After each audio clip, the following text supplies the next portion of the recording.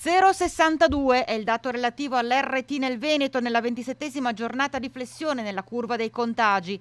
Siamo la seconda regione in Italia ad avere ad oggi un parametro così basso, ma l'infezione ha un andamento anomalo. Se voi guardate le terapie intensive, vedete la terapia intensiva che parte e poi fa così, si penna, cioè praticamente perpendicolare.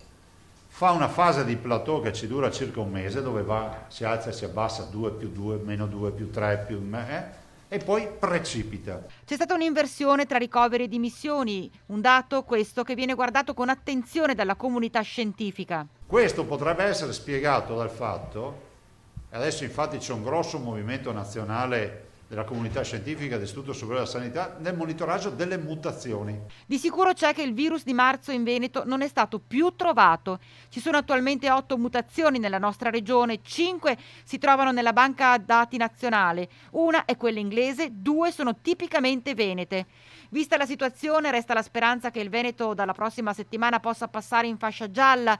Intanto la regione ha avviato con l'Università di Padova uno studio. Il professor Baldo, con l'Università di Padova che noi abbiamo incaricato, ha praticamente concluso lo studio, perché noi vogliamo vedere il livello di circolazione del virus nella popolazione, passatemi il termine, normale, casuale.